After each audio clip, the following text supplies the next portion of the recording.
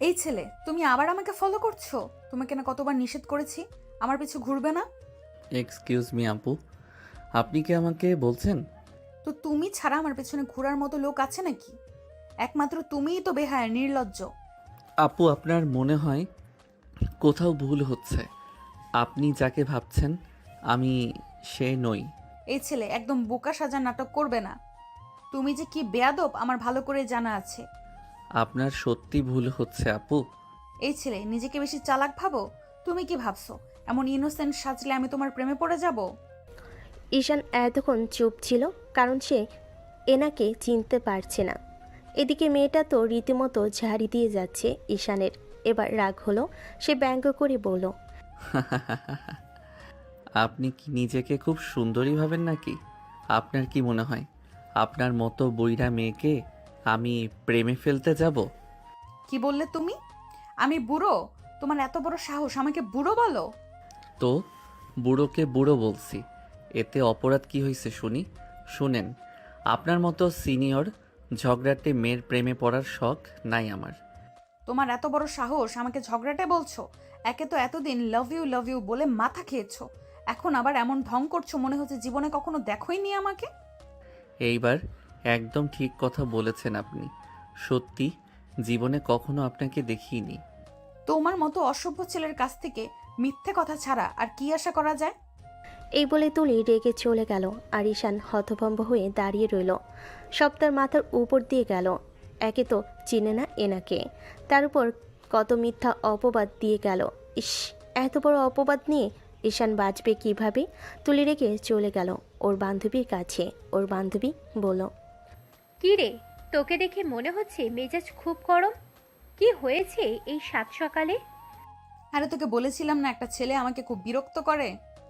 আজ যখন ছেলেটা আমার পেছন পেছন আসছিল, তখন আমি বললাম আমাকে বিরক্ত করবে না আর। ও মা, ছেলেটা আমাকে উল্টো ঝাড়ি মেরে দিল। সে বলে কি না আমাকে নাকি জীবনে প্রথম আছে দেখেছে। আমার মতো সিনিয়র বুড়িকে সে কেন প্রেমিক যাবে? তুলির কথা শুনে রুহি হাসতে হাসতে শেষ। এই প্রথম তুলিকে কেউ বুড়ি বলল। যেখানে সব ছেলেরা ওর জন্য পাগল, সেখানে একটা পিচ্ছি ছেলে ওকে এসব বলে ঝাড়ি দিল। ব্যাপারটা খুব ফানি লাগলো রুহির কাছে। রুহি হাসতে হাসতে বলল, কি বললি তুই? ছেলেটা তোকে এসব বলেছে? হ্যাঁ বলেছে, তবে আর বলছি কি, আমাকে বলে কি না আমি নাকি ঝগড়ুটে। কত বড় সাহস ভাব এই ছেলের! যেখানে পুরো ভার্সিটি আমাকে দেখলে ভয় পায়, আর সেইখানে এই ছেলে আমার সাথে রীতিমতো তর্ক করে গেল। বাব্বা, ছেলেটা কিন্তু আসলেই জোশ। যেখানে তোকে দেখলেই সবাই কুপোকাত হয়ে যায়, আর সেখানে ছেলেটাকে ইগনোর করলো। শুধু ইগনোর না, নাটক করছে। এতদিন পেছন পেছন ঘুরে যে দেখেছে পাত্তা দেয়নি, অমনি তার পুরো ঘোল পাল্টে ফেলেছে। এমন ভাব করছে যেন চেনেই না। হতে পারে ছেলেটা তোকে সত্যিই চেনে না। তুই হয়তো ওকে অন্য কারোর সাথে গুলিয়ে ফেলেছিস। তোর কি আমাকে ইডিয়েট মনে হয়? ওটা ওই ছিল। ও কি ভাবছে আমাকে আমার চোখ ফাঁকি দিতে পারবে? কখনো পারবে না। এই তুলি কি জিনিস, ওকে হাড়ে হাড়ে বোঝাবো। আচ্ছা হয়েছে, আর রাগ করিস না। এখন চল যাই ক্লাসে। বাকি রাগ পরের জন্য তুলে রাখ। এই বলে দুজন ক্লাসের মধ্যে চলে গেল। লাইব্রেরি থেকে বের হয়ে ঈশান মাথা নিচু করে হাঁটছিল। মুখের এক্সপ্রেশন একদম যেন কেউ তার সব শান্তি কেড়ে নিয়েছে। হঠাৎ পেছন থেকে একটা কণ্ঠ, ও ভাই, দাঁড়া। মুখ এমন কেন? কারোর সঙ্গে আবার যুদ্ধ করেছিস নাকি? যুদ্ধ না ভাই, বরং যুদ্ধে হেরে গেছি মনে হয়। হেরে গেছিস মানে কার কাছে বল তো দেখি। এক বুড়ি আপুর কাছে। বুড়ি আপু মানে? বুড়ি আপু মানে? কবে থেকে তুই সিনিয়র মেয়েদের বুড়ি বলতেছিস? আরে ভাই, আজ এক আজব মেয়ের সাথে দেখা হলো। না চিনে না জানে, এসে বলল আমি নাকি ওর পিছনে পিছনে ঘুরি। আমি না বললাম জীবনে প্রথম দেখছি আপনাকে। সে উল্টা ঝাড়ি দিল, বলে আমি নাকি ওর প্রেমে পড়েছি। ভাই, তুই কপালে দাগ কেটে ফেলেছিস মনে হয়। সিনিয়র মেয়েদের সাথে তর্ক মানে আগুনে কি ঢালা। এখন বুঝবি কেমন ফাঁসলে। ভাই আমি কিছুই বুঝি না। মেয়েটা রাগে কাঁপতেছিল, মুখ লাল হয়ে গিয়েছিল, যেন আমি তার পুরনো শত্রু। আরে হয়তো ভুল হয়েছে, তুই অন্য কারোর জায়গায় ধরা খেয়েছিস। ঠিক তাই ভাবতেছি, কিন্তু ভাই আজকে ওকে দেখার পর থেকে মাথা কাজ করছে না। রেগে আছি ঠিকই, কিন্তু মনটা কেমন গোলমাল হয়ে গেছে। ওরে বাবা, শুরু হয়ে গেছি। শুরু হয়ে গেছে দেখি। যতই বলিস রাগ হচ্ছে, আসলে মনটা খাইছে, তাই না? এইসব আজে বাজে কথা বন্ধ কর। ওই মেয়েকে আমি পছন্দ করব। ধুর, তার রাগ, তার চোখ, তার কথা সব একেবারে ঝড়ের মতো। ভাই রাগ তো ভালোই হয়েছে, এখন দেখি কবে ভালোবাসায় কনভার্ট হয়। ধুর, তুই যা, আমার রাগই কম হচ্ছে না। তুই আবার আগুনে তেল ঢালিস। আচ্ছা আচ্ছা চুপ কর, চল এখন ক্লাসে যাই। তোর সেই বুড়ি আপু আবার না ক্লাসে এসে তোকে দেখে আরো ছাড়ি দেয়। দিলে দিক, এবার আমি ওকে এমন উত্তর দিব মনে থাকবে সারা জীবন। এ বলে ঈশান আর আরাফ হাসতে হাসতে ক্লাসে ঢুকে গেল, কিন্তু ঈশানের চোখে তখনও ভেসে আছে তুলির রাগী মুখটা, আর মনে কেমন অজানা এক কাঁপুনি, যেন রাগের ভেতর কোথাও কিছু নরম, কিছু অজানা টান লুকিয়ে আছে। সকাল গড়িয়ে দুপুর নামছে, পুরো ভার্সিটি তখন শান্ত। ক্লাস শেষে সবাই প্রায় চলে গেছে, শুধু তুলি আর রুহি নিচে নামবে বলে দেরি করছে। তুলি একটু তাড়াহুড়ো করছিল, মুখে তখনও রাগ, মনে এখনও রাগের ঘটনার ঝাঁজ। আরে ধীরে যা তুই, সিঁড়ি ভিজে আছে। আমার সময় নেই রে। ওই পিচ্চি ছেলেটাকে আজ আবার দেখলে চুলের মুঠি ধরে। কথা শেষ হওয়ার আগেই তুলি ঝড়ের মতো সিঁড়ি বেয়ে নামতে লাগলো, আর সেই সময় ঈশান উল্টো দিক থেকে সিঁড়ি বেয়ে উঠছিল হাতে ফাইল নিয়ে। দুজনের মুখোমুখি সংঘর্ষ না হতেই ধাপাস তুলির পা পিছলে গেল, আর মুহূর্তে সে সোজা ঈশানের উপর পড়ে গেল। ঈশান সময় না পেয়ে তাকে ধরতে গেল, কিন্তু ভারসাম্য হারিয়ে দুজনেই গড়িয়ে পড়ল সিঁড়ির নিচে।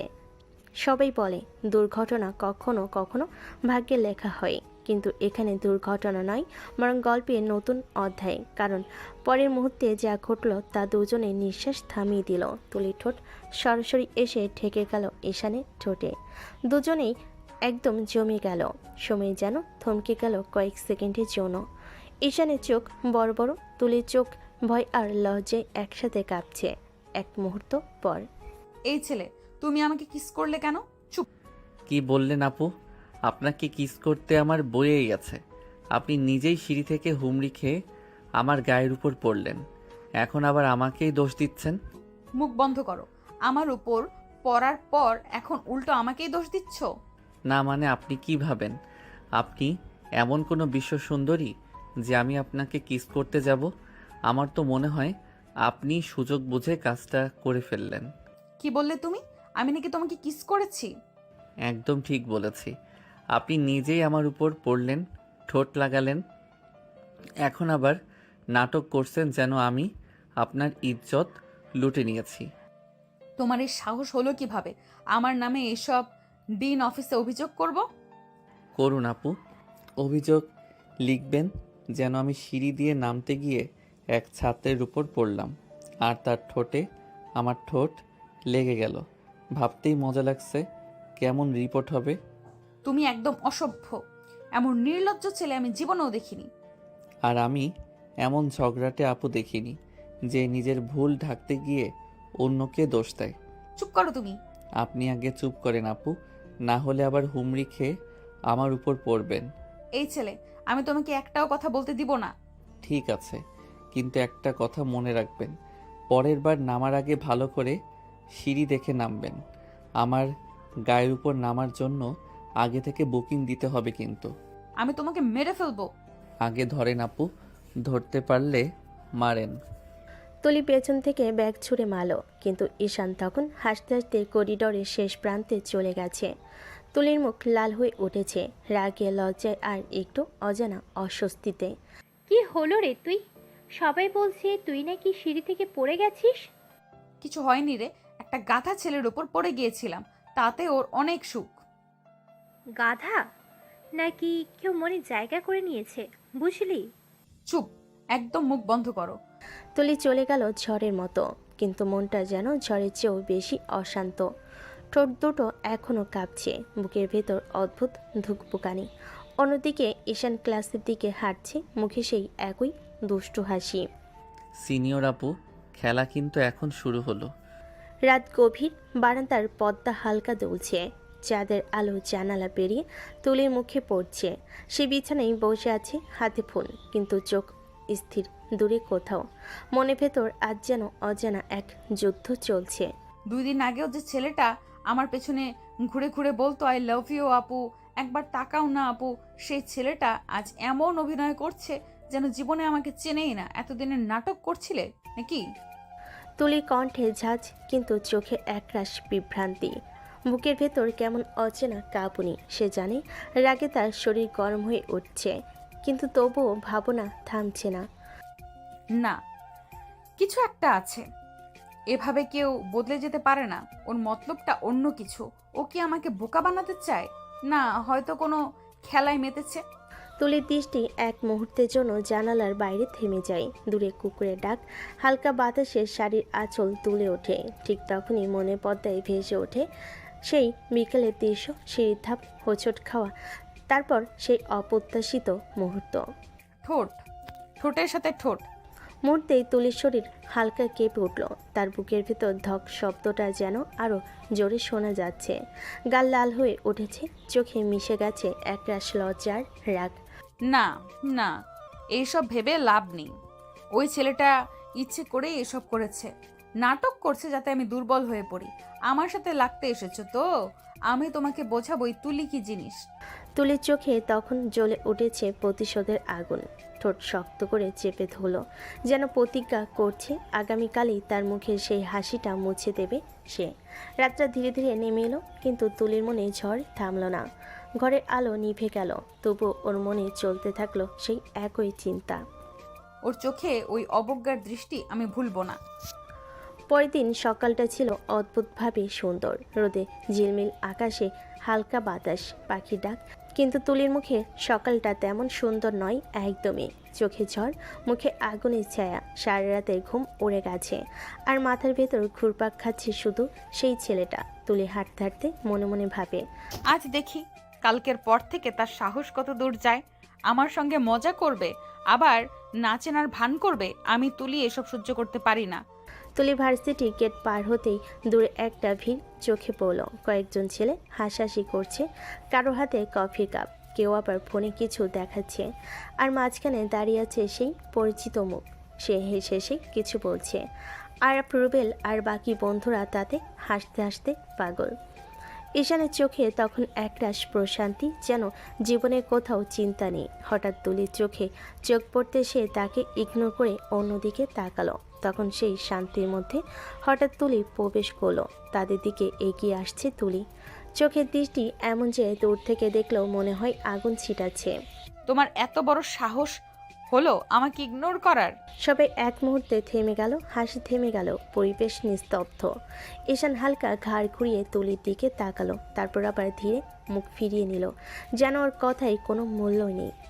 এই, আমি তোমার সাথে কথা বলছি, শুনতে পাচ্ছ না তুমি? শুনতে পাচ্ছি আপু, কিন্তু আপনাকে ইগনোর করব কেন? আপনার সঙ্গে কি আমার আগে কোনো সম্পর্ক ছিল যে এখন না চিনে আমি ইগনোর করছি? চারপাশে চাপা হাসির শব্দ উঠল। তুলির মুখ লাল হয়ে গেল রাগে। এই ছেলে, তুমি কিন্তু বেশি বেশি করছো।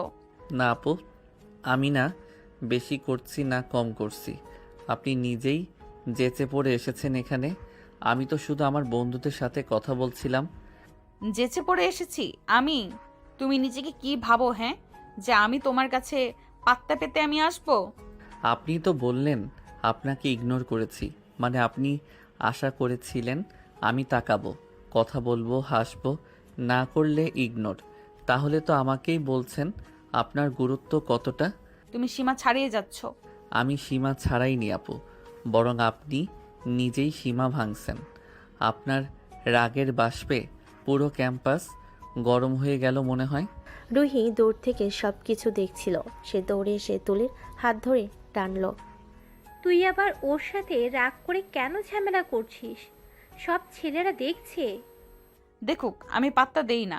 এই ছেলেটার মুখের দেমাক নামাতে হবে আমাকে।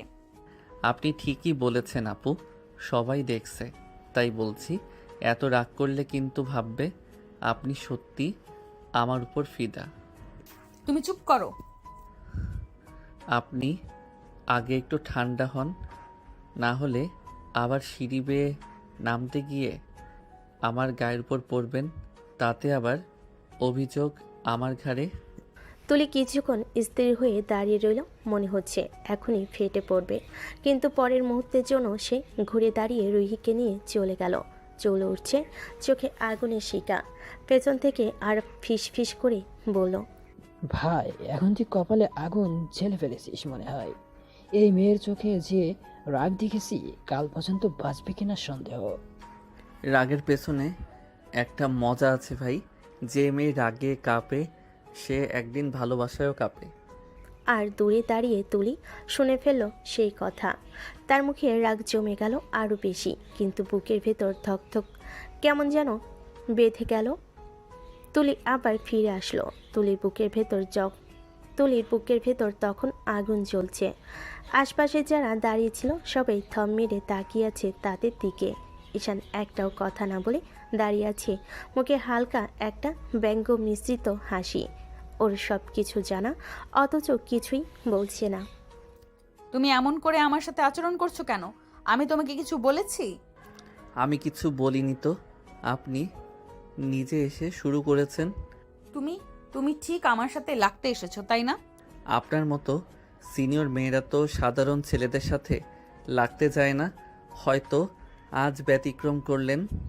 ঈশানের ঠান্ডা গলায় এমন তাচ্ছিল্য লুকিয়েছিল যা তুলির বুকের ভেতর ঝড় তুলো। সে কিছুক্ষণ ওর দিকে তাকিয়ে থাকলো, তারপর হঠাৎ বলল, তুমি মনে করো আমি চুপ থাকবো? ভুলে গেছো আমি তুলি রহমান। আমি ঠিক বুঝে নেব তোমার এই নাটকের পেছনে আসলে কি আছে। এই বলে তুলি ঝট করে ঘুরে চলে গেল। পেছনে ঈশানের বন্ধুরা একে অপরের দিকে তাকিয়ে মুচকি হাসলো, কিন্তু ঈশানের চোখে তখন সেই হাসি নেই, আছে একরকম রহস্যময় ভাব।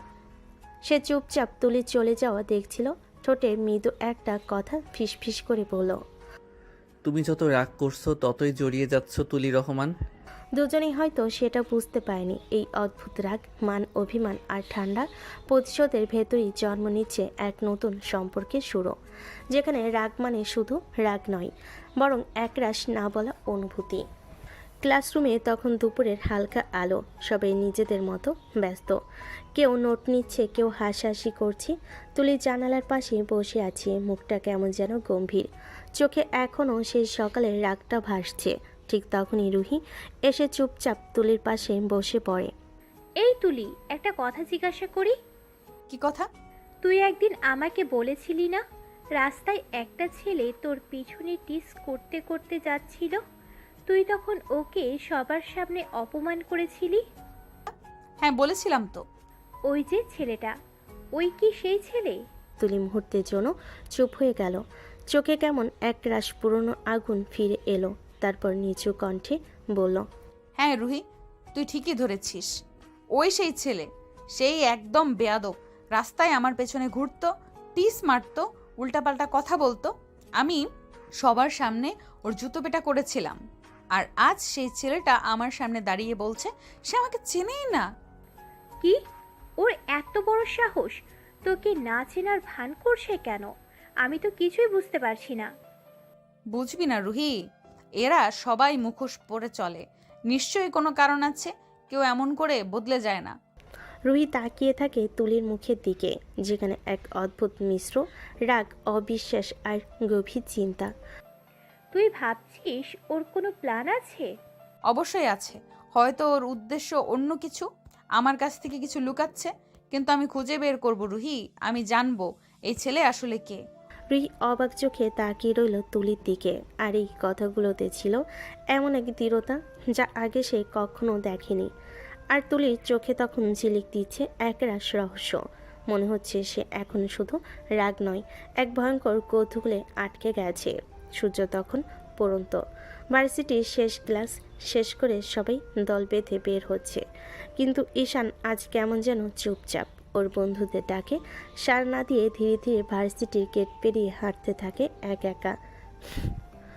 ওর চোখে আজ অন্যরকম এক নিস্তব্ধতা, পথটা যেন ওর পায়ের চেনা। শহরের শেষ প্রান্তে একটা পুরনো কবরস্থান। ভেতরে ঢোকার সাথে সাথে বাতাসটা ভারী হয়ে আসে, পাখির ডাক থেমে যায়। ঈশান থেমে দাঁড়ায় একটা নির্জন কবরের পাশে। পুরনো মাটির ওপর শ্যাওলা জমেছে, নাম লেখা প্রায় মুছে গেছে।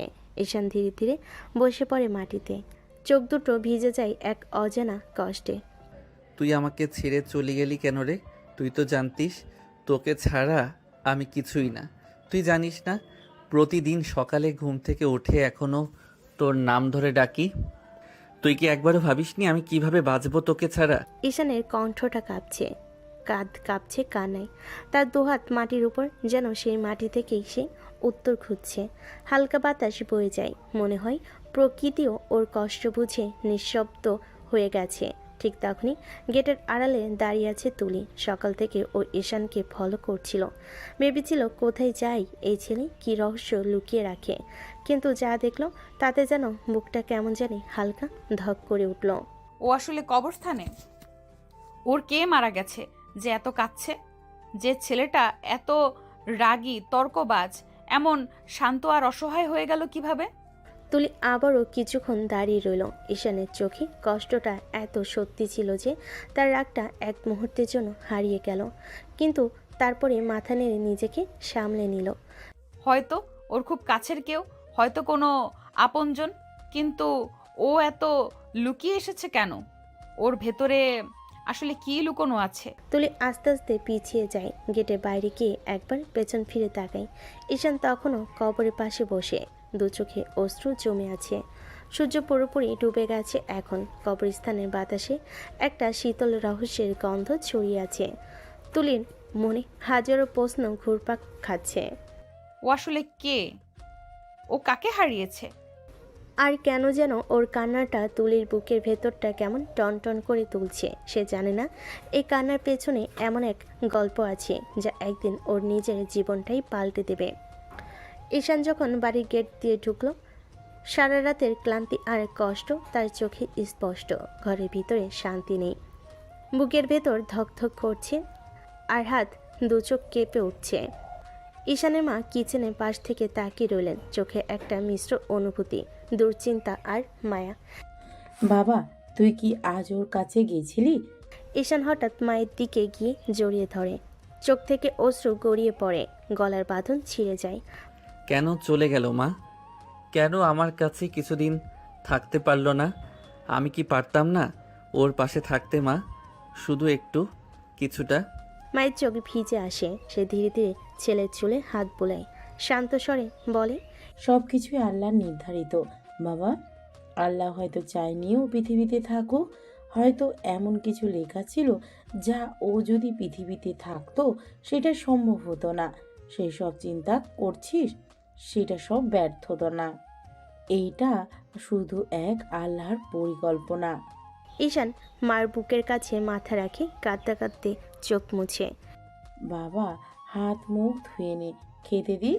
আর মনে রাখিস, আমরা বেশি বড় লোক না, আমরা সাধারণ, তবে হৃদয় বড়। যে হৃদয় বড় তার ওই কষ্ট অন্যের জন্য আরো গভীর। ঈশান চোখ বন্ধ করে থাকে। মায়ের কথা শুনে মনটা কিছুটা শান্ত হয়, কিন্তু বুকের ভেতর কষ্ট আর নীরব ক্ষত এখনও আশ্রয় আছে। পরের দিন সকালটা ভার্সিটিতে, আকাশটা ঝকঝকে, কিন্তু তুলির চোখে কিছু ঝকঝকে নেই, বরং আগুনের ঝলক। সে ভার্সিটির গেট পেরোনোর সাথে সাথে চোখ পড়ল দূরে দাঁড়িয়ে থাকা ঈশানের দিকে। কি ব্যাপার, তুমি কালকে ভার্সিটি শেষে কবরস্থানে কেন গিয়েছিলে? আপনি কিভাবে জানলেন? আপনি কি আমাকে ফলো করছেন নাকি? হ্যাঁ জানি কোনোভাবে, আগে উত্তর দাও। আপনাকে আমি কেন উত্তর দিতে যাব? আমি তো আপনার কে? আর আপনার লজ্জা নেই নাকি সিনিয়র একটা মেয়ে হয়ে জুনিয়র ছেলের পিছু পিছু ঘুরতে? মুখ সামলে কথা বলো, আমি তোমার পিছু পিছু ঘুরি না। ও, তাই যদি না ঘোরেন তাহলে জানলেন কিভাবে আমি কখন কোথায় যাচ্ছি? আপনি তো দেখছি ভীষণ ডেঞ্জারাস মেয়ে। এই কবে থেকে আমার পিছু নিয়েছেন? এই ছেলে, আমি তোমার পিছু কবে নিলাম?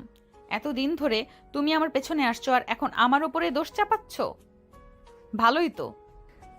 দেখুন আপু, আমি আপনাকে চিনি না, আপনার পিছু নেব কোন দুঃখে? তুলির চোখে রাগার অবিশ্বাসের ঝলক, ঈশানের চোখে ঠান্ডা কিন্তু লুকানো একরাশ আবেগ।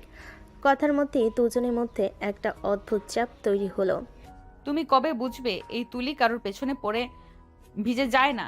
তুমি যতই চেষ্টা করো, মনে রাখবে আমি সহজে মাথা নিচু করি না। আপনি ঠিকই বলছেন আপু। আমি যত চেষ্টা করি দূরে থাকতে, ততই আপনি আমার কাছে চলে আসেন। এখানে আমার দোষ কোথায় বলুন তো? তোমাকে আমি দেখে নেব। এই মা, কি বলছেন? এতক্ষণ ধরে দেখেও হলো না, তাহলে কোন রুম বুক করব নাকি, যাতে আরো ভালোভাবে দেখতে পারেন? বেয়াদব ও অসভ্য, তোমাকে আমি মেরেই ফেলবো। ক্লাসের মধ্যে যে উত্তাপ বজায় ছিল তা মুহূর্তের মধ্যে চরমে উঠল। তুলির আগে চোখ ফাটিয়ে এক তাৎক্ষণিক থাপ্পড় মারার প্রস্তুতি নিল। ক্লাসরুমে যেন বিদ্যুতের সঞ্চার। সব ছাত্রছাত্রী চমকে তাকালেন। কোন দিকে ঝড় উঠবে সেটা দেখতে।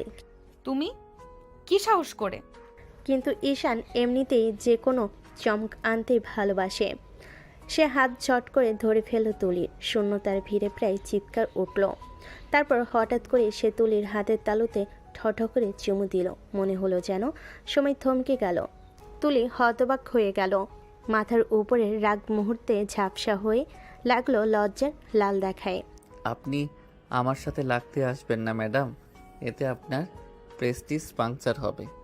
তোমার এত বড় সাহস! তুমি আমাকে চুমু খাওয়ার সাহস কিভাবে পেলে? শোধবাদ করেছি তো। এর আগে আপনি আমার ঠোঁটে চুমু খেয়েছেন, আমি তো শুধুমাত্র হাতে খেয়েছি। আমার তো উচিত ছিল ঠোঁটের বদলে ঠোঁটেই খাওয়া। এই কথা শুনে ক্লাসে হাসি ছড়িয়ে পড়ল। কেউ খেসারত দিচ্ছে, কেউ লাজুক হেসে বলছে।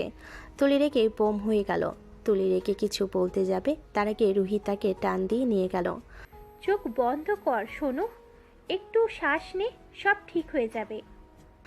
তুলি রুহির হাত আঁকড়ে ধরে দাঁড়ালো। লজ্জার রাগের মিলনে সে কেঁপে উঠছে। আর ঈশান, সে অদ্ভুত শান্ত, কোনোভাবেই হাসি লুকাতে পারছে না। চোখে যেন একটা বিজয়ী কনফিডেন্স। আপনি রেগে গেলেন, সেটাও ভালো। রাগটা আপনার খুব মানায় আপু। আমি কি সত্যি ওর ঠোঁটেই চুমু খেয়েছি? না, এটা তো কেবল একটু দুর্ঘটনা ছিল। তুলি, আপনার রাগই আপনার সৌন্দর্য, আর আপনার লজ্জাই আপনার দুর্বলতা, যা আমি মানিয়ে নেব। সপ্তাহ শেষে ভার্সিটির হলরুমে বাতাসে একরকম উত্তেজনা। প্রিন্সিপাল মাইক হাতে দাঁড়িয়ে ঘোষণা দিচ্ছেন। সবাইকে জানানো যাচ্ছে এইবারের ট্যুর হবে সিলেটে। হ্যাঁ, ঠিকই শুনেছেন, 3 দিনের জন্য সিলেট। সবাই প্রস্তুত থাকুন। সকাল সকাল সবাই ট্যুরের জন্য বের হয়ে পড়েছে। কলেজের সামনেই হইচই লেগে গেছে। হাসাহাসি, ফটো সেশন, ব্যাগ ভর্তি নাস্তা আর গানের উচ্ছ্বাসে চারিদিক মতোয়ারা। সবাই গাড়িতে উঠে পড়েছে। বড় বাসটা প্রায় ভর্তি, শুধু একটাই সিট ফাঁকা ঈশানের পাশে। তুলি ভুরকুচকে দাঁড়িয়ে আছে, মুখে এমন ভাব যেন কেউ তার উপর অন্যায় করে ফেলেছে। এই ছেলে, তুমি এখান থেকে ওঠো, আমি এখানে বসবো। আপনি কোন দেশের মন্ত্রী? আপনার জন্য আমি উঠব কেন? আমি তোমার সিনিয়র, বুঝলে? সিনিয়রের কথা মানা উচিত। সিনিয়র তো ভালো কথা, কিন্তু পাশে বসতে তো আর আইন নিষেধ করেনি। আপনার জন্য উঠে দাঁড়িয়ে থাকবো, এই লেভেলের ভদ্র আমি না। তুমি একদম অশিক্ষিত, একদমই ডিসেন্ট না। ঈশান কাজ ঝাঁকিয়ে জানালার বাইরে তাকিয়ে বলল। তাই নাকি? তাহলে তো আমি ঠিক জায়গায় বসেছি সিনিয়র ম্যাডাম। তুলি হুড়মুড় করে রুহির দিকে ঘুরে বলল। এই রুহি, তুই ওর পাশে এসে বস, আমি এই ছেলের পাশে বসবো না। না রে সোনা, আমি জানালার পাশে না বসলে মাথা ঘুরে যায়। তুই একটু প্লিজ ম্যানেজ কর। না, আমি পারবো না ওর পাশে বসতে। এই ছেলেটা পুরো বিরক্তিকর। দেখুন সিনিয়র, আপনার রাগে বাতাস গরম হয়ে যাচ্ছে। এখন আপনি যদি না বসেন, বাসই না চলবে। সবাই হেসে উঠল। ড্রাইভারও মুচকি হেসে বলল। ম্যাডাম আপনি বসেন, না হলে ট্যুর মিস হয়ে যাবে। তুলি অনিচ্ছায় দাঁত চেপে ঈশানের পাশে গিয়ে বসলো। ব্যাগটা এমনভাবে ছুঁড়ে রাখলো মাঝখানে যেন দেওয়াল তুলে দিল। ঈশান ব্যাগটা সরিয়ে বলল। এটা তো দেয়াল না ম্যাডাম, ব্যাগ। পাশে রাখলেই চলবে। চুপ থাকো, আমি তোমার সাথে একটাও কথা বলবো না। আচ্ছা, না বলুন, কিন্তু চুপ থাকা আপনার সাথে যায় না একদম। তুলি তাকিয়ে রইল। চোখে আগুন জ্বলছে, কিন্তু মুখে কোনো কথা বেরোলো না। বাসের ভিতর গানের আওয়াজ বাড়তে লাগলো, আর তুলি গানের আগুনে ঈশানের মুখে কেবল দুষ্টু হাসি ছড়িয়ে রইল। ঠিক সেই হাসিটাই যেন এই ট্যুরের শুরুতেই নতুন ঝামেলার ইঙ্গিত দিচ্ছিল। বাসটা পাহাড়ি রাস্তায় এগোচ্ছে আর ভিতরে হইচই, হাসি, গান আর উত্তেজনা, কিন্তু ঈশান আর তুলির মধ্যে একদম আলাদা আবহ। তুলির রাগ আর ঈশানের দুষ্টু চোখের খেলা একসাথে ঘুরছে। ঈশান হঠাৎ হালকা করে চোখ বন্ধ করে বসে, যেন ঘুমিয়েছে। তারপর নড়ে চড়ে তুলির দিকে ঢলে পড়ল, ঠিক সেখানেই তুলির কাঁধে। এই ছেলে, তোমার কত সাহস! নোংরা ছেলের মতো আচরণ করছো। তুলি রেগে ঈশানের মাথা ঠেল, কিন্তু ঈশান কেবল চোখ মুড়ল হালকা, গম্ভীর ভান করে বেবি কিন্তু ঈশান কেবল চোখ মুড়ল হালকা, গম্ভীর ভান করে। তুলি চোখ বড় করে তাকালো, রাগার হতভম্ব মিশ্রিত হয়ে হাত বাড়িয়ে ঈশানকে আরও ঠেলা দিল। কিন্তু ঈশান কি করছে? সে আবার ধীরে ধীরে তুলির দিকে ঠেলে আসছে। এবার পুরো শরীর জোরে ঘুমের ভান করে চুমু খেলো তুলির ঠোঁটে। বেয়াদব ছেলে, তোমার লজ্জা নেই নাকি? তুমি আমাকে চুমু খাওয়ার সাহস কিভাবে করছো? ঈশান এমনভাবে আস্তে আস্তে চোখ খুলো, মনে হলো যে সে কতক্ষণ ঘুমিয়েছে। তারপর সে পিটপিট করে তুলির দিকে তাকিয়ে বলল, আমি আপনাকে কেন চুমু খেতে যাব আপু? আমি তো আমার প্রেমিকাকে চুমু খাচ্ছিলাম, আর আপনি তো ধাক্কা দিয়ে আমার ঘুমের 12টা বাজিয়ে দিলেন। স্বপ্নে আমার প্রেমিকার কত কাছে এসেছিলাম, আপনার জন্য পুরো মুডের 12টা বেজে গেল। বেয়াদব ছেলে, এতদিন আমার পেছন পেছন ঘুরোস আর এখন নতুন প্রেম জুটিয়ে ফেলেছো। আবার আমাকে প্রেমিকা মনে করে চুমু খাওয়া হচ্ছে। আমি দেখাচ্ছি মজা তোমার। কি আর মজা বোঝাবেন? মজা তো নিতেই দিলেন না। ইস, প্রেমিকাকে জড়িয়ে ধরে চুমু খাওয়া যে কত মজা, আপনি তো সেই ফিলটাই নিতে দিলেন না আমাকে। তুলি রেগে আগুন চোখে তাকিয়ে রইল ঈশানের দিকে, কিন্তু ঈশান সেদিকে পাত্তা না দিয়ে আবার সিটে হেলান দিয়ে চোখ বন্ধ করলো। বাস চলতে থাকলো আপন গতিতে। সবাই সিলেট পৌঁছে হোটেলে নামলো। গাড়ি থেকে বের হতে হতেই পাহাড়ের বাতাস, নদীর নীরবতা আর ভোরের আলো সব মিলেমিশে সবাইকে আনন্দে ভরে দিল। রুহি, আমরা এক রুমে থাকবো। আমি আর তোমার সাথে আমার কয়েকটা বান্ধবী। এই রুমটা বুক করি। তুলির রুমে হেসে খেলে ঢুকে পড়ল তার বান্ধবীরা। চেয়ার আর সোফার উপর ব্যাগ ছুঁড়ে রেখে সবে ফ্রেশ হতে শুরু করলো। এদিকে ঈশান তার কয়েকজন বন্ধুর সঙ্গে আরেক রুমে ঢুকলো। বন্ধুরা, আমরা রুমটা ঠিক করেছি। এখানে আর কিছু মনে হয় না। শান্তি আর মজা আমাদের জন্য। ঠিক আছে, তুই যেহেতু ঈশান, দুষ্টমি তো হবেই। আরেকটি রুমে 4-5 জন মিলে তাদের ছোট্ট দল, কেউ ব্যাগ রাখছে, কেউ সোফায় বসে গল্প করছে। সব রুমে হেসে খেলে আর দুষ্টামির আওয়াজ। তুলি রুমের পাশে দাঁড়িয়ে পড়ল। চলো সবাই ফ্রেশ হয়ে নাও, তারপর আমরা বের হব। এই ট্রিপটা তো মিস করা যাবে না। ঠিক বলছিস, নাস্তা খাওয়া শেষ, তারপর পুরো সিলেট আমাদের।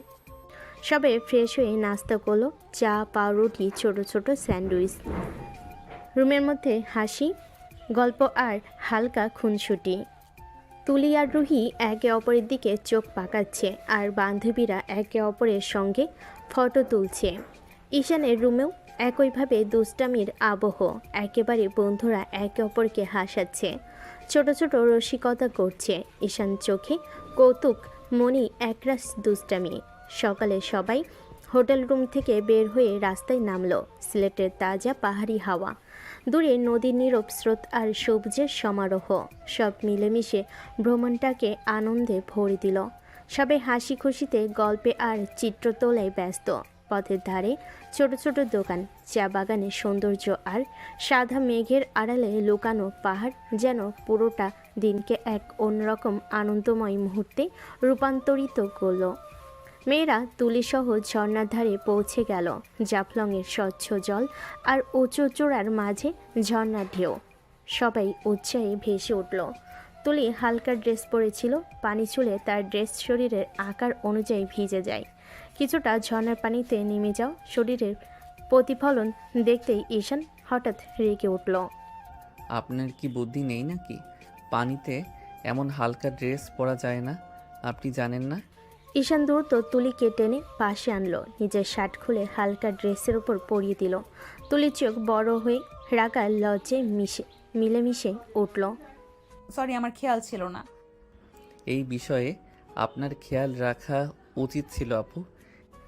ঈশান তারপর ধীরে ধীরে পিছিয়ে গেল, তার বন্ধুদের সঙ্গে মিশে গেল।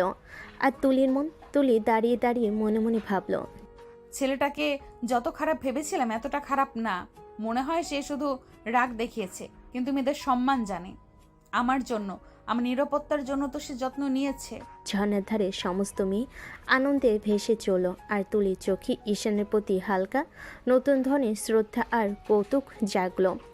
পাহাড়, নদী আর ঝর্ণার শব্দ সব মিলেমিশে এক অন্যরকম উত্তেজনা, এক নরম মিষ্টি আবহ তৈরি করলো। সন্ধ্যা নেমে এসেছে সিলেটের পাহাড়ে। সূর্য ঢলে যাচ্ছে নদীর উজ্জ্বল জলে, আর চারপাশে সবুজে লুকোচুরি খেলছে সন্ধ্যার হালকা ছায়া। সবাই হোটেলে ফিরছে, ক্লান্তি, হাসি আর আনন্দ সব মিলেমিশে একটি নিখুঁত দিনের শেষ মুহূর্তে। তুলি ধীরে ধীরে হোটেলের কক্ষে ঢুকলো। সবাই ব্যাগ রেখে ফ্রেশ হচ্ছে, কিন্তু তুলির চোখ বারবার খুঁজছে সেই একজনকে, ঈশানকে। ও কেমন করে যেন আজ সারাক্ষণ আমার চোখ এড়াচ্ছে। আগে তো সারাক্ষণ ভালোবাসি ভালোবাসি বলে ঘুরতো, আর এখন এমন কেন করছে? এমন কেন হলো? কেন আমার দিকে তাকাচ্ছে না? তুলে হাত ভাঁজ করে রুমের জানালার পাশে দাঁড়ালো। চোখে অজানা এক অনুভূতি, মৃদুলাজ আর রহস্যময়ী উত্তেজনা। আর আমার কি হলো যে ও তাকাচ্ছে না, তারপরও আমার ভালো লাগছে না? আমি কি ওর প্রতি কিছু ফিল করছি? তুলি চোখ নামিয়ে তাকালো নিজের হাতে। হৃদয়টা অচেনা এক আবেগে ধীর গতি নিয়ে উঠছে। সে বুঝতে পারল না রাগ আর বিরক্তি আর খুনসুটি মিলেমিশে কোথায় উড়ে গেল। এখন শুধু এক অনুভূতি বাকি, যা কিছুটা অদ্ভুত, কিছুটা নতুন, কিছুটা মিষ্টি। রাত ঝরে পড়ছিল হোটেলের ছাদে। চাঁদ উঠে মৃদু আলো ছড়িয়ে দিচ্ছিল। সেই নীরবতার ভাঁজে হঠাৎ ঈশানের এক কণ্ঠস্বর ভেসে উঠল। তুলি চুপচাপ হোটেলের বারান্দা দিয়ে দেখে ফেলল ঈশান ঠিক ছাদে দাঁড়িয়ে হাসি মুখে কারোর সঙ্গে কথা বলছে। পাশে ছিল এক জুনিয়র মেয়েটা, মুখে স্নিগ্ধতা, কথা, হাসি। তুলি বুকটা মুহূর্তেই ভঙ্গুর হয়ে উঠল। রাগটা তার গুল্লের ভেতর ফুটে ওঠা আগুন যেন সামলে রাখা গেল না। সে আঁচ করে ছাদে ছুটে গেল। ওই, তুমি এখানে এমন সময় কি করে দাঁড়িয়ে আছো এক ছেলের সঙ্গে এত রাতে? তোমার লজ্জা নেই নাকি? না আপু, ক্ষমা করবেন, আমি এখানে বিরক্ত করতে চাইনি। আমি ব্যাস সরি আপু, আমি এখনই চলে যাচ্ছি। মেয়েটা কাঁপতে কাঁপতে সোজা নামতে লাগলো। তুলি তাকে তৎক্ষণাৎ এক ধাক্কা দিয়ে বিদায় করে দিল। মেয়েটা লজ্জায় পেছনে তাকায় না, ছুটে গেল। তুলির চোখ তখনই ঈশানের দিকে ফিরল। চোখে আগুন, হৃদয় কেমন করে ঢেউ খেলছে তা নিজেও ধরতে পারছে না। সে হাঁটল তীক্ষ্ণ পায়ে ঈশানের কাছে। তোমার তো সাহস কম নেই? হোটেলের ছাদে একা রাতে কোনো মেয়ের সঙ্গে কথা বলছো, লজ্জা নেই কি? এটা আমার ব্যক্তিগত ব্যাপার আপু, আপনাকে এত ভাবতে হবে না। তুলি আর শোনেনি। রাগ, লজ্জা, ভালোবাসা সব একসাথে ভেঙে পড়ল। সে হঠাৎ ঈশানের ঠোঁটের উপর ঝাঁপিয়ে পড়ল। আমড়ে কামড়ে ঈশানের ঠোঁটে কিস করতে লাগলো। এবার ঈশান কিছুটা চমকে গেল, কিন্তু তুলি থামল না। চোখে চোখ রাখি, তার রাগের ভেতর কিছু লুকিয়েছিল। দীর্ঘ 5 মিনিট পর তুলি ঈশানকে ছেড়ে দিল। তার চোখে ছিল রাগ। তুলি শ্বাস ফেলে পড়ল, হ্যাঁ, এখন থেকে সব আমার। আর যদি কোনো মেয়ের সাথে এমন কথা বলতে দেখেছি, তোমার খবর খারাপ হবে। আমি কি করব তুমি নিজেও জানো না। আপু, এটা আপনি কি করলেন? আমি তো বেশ, তুমি নিজেই বুঝে নাও। আমি বলেছি এখন থেকে আমার সব। ঈশান আর কিছু বলতে পারল না। সে হতভম্ব হয়ে তাকিয়ে রইল। তুলি এগিয়ে এসে ঈশানের ঠোঁটে আর একটা চুমু দিল, তারপর ছাদ থেকে চলে গেল। ঈশান এখনও হাঁ করে আছে, যেন তার মাথার উপর দিয়ে গেল সব। তারপরে আকাশের দিকে তাকিয়ে বিড়বিড় করে বলল, আজ তোমার কাছে না গিয়ে আমাকে থাকতে হলো, কিন্তু তুমি চিন্তা করো না, সব কিছু হিসাব হবে, খুব দ্রুতই হবে। আমি কাউকে ছাড়বো না। ট্যুর শেষে বাসে ফিরে এসেছে ঈশান। দরজার ওপারে দাঁড়িয়ে থাকা মা একটু কৌতূহল আর হালকা উদ্বেগ নিয়ে ঈশানকে জিজ্ঞেস করল, কেমন ঘোরাঘুরি করেছো বাবা? সবাই ঠিক আছে তো? জানো তো মা, তাকে ছাড়া আমার সব কিছু অসম্পূর্ণ। ওর জন্য কিছুই যেন পূর্ণ হয় না। তুমি যে কাজটা করছো সেটা তো ঠিক হচ্ছে না বাবা। এতেও কি শান্তি পাওয়া যায়? মনের শান্তির জন্য কিছু কিছু কাজ করা যায় মা, সব কিছুর তো হিসাব আছে, কাউকে তো এভাবে ছেড়ে দেওয়া যায় না। মায়ের চোখে ভ্রুক্ষেপ আর উদ্বেগ, আর ঈশানের চোখে কিছুটা রহস্য আর অদৃশ্য তীব্রতা। ঘরের নীরবতা যেন এক মুহূর্তের জন্য জমে রইল। দেখো বাবা, এমন কিছু করো না যাতে কারো ক্ষতি হয়। ক্ষতি হবে কি না জানি না মা, কিন্তু একটা শাস্তি তার প্রাপ্য। পরের দিন সকাল, ভার্সিটির হল ঘরটা ভরে গেছে শিক্ষার্থী আর অধ্যাপকের সঙ্গে। সবাই যেন আজকের অদ্ভুত উত্তেজনা অনুভব করছে, আর তুলির চোখে আজ এক অদম্য আত্মবিশ্বাস ঝলকাচ্ছে। তোমরা সবাই শুনে রাখো, আজ থেকে ঈশান আমার বয়ফ্রেন্ড। হল হঠাৎ নিঃশব্দ হয়ে গেল, সবাই হতবাক, আর ঈশান সে পিছু হটল, চোখ বড় হয়ে তাকিয়ে রইল। আপনি কি যা তা বলছেন? আমি আপনার বয়ফ্রেন্ড হতে যাব কেন? শোনো, 100 বার তুমি আমার বয়ফ্রেন্ড। এতদিন তুমি আমার পেছন পেছন ঘুরেছো, আমি পাত্তা দিইনি, আজ আমি মেনে নিচ্ছি তোমাকে। আশ্চর্য ব্যাপার তো, আমি কবে আপনার পিছন পিছন ঘুরলাম? একদম নাটক করো না। এরপর তুলি ধীরে ধীরে ঈশানের দিকে এগোলো। পুরো হল নিস্তব্ধ, সবাই তাকিয়ে আছে। তুলির চোখে আগুন আর কোমলতা, আর ঈশানের চোখে বিস্ময় আর অচেনা উত্তেজনা। হঠাৎ তুলির ঠোঁটের স্পর্শ এক মুহূর্তে ঈশানের ঠোঁটের সঙ্গে মিলিত হলো। চুম্বনটি এক অদ্ভুত ধ্রুপদী অনুভূতি নিয়ে হাজির। পুরো হল যেন স্থির হয়ে গেল, শুধু দুজনের নিঃশ্বাস ভেসে যাচ্ছিল। দেখো, সবার সামনে আমি আমার অধিকার বিস্তার করলাম।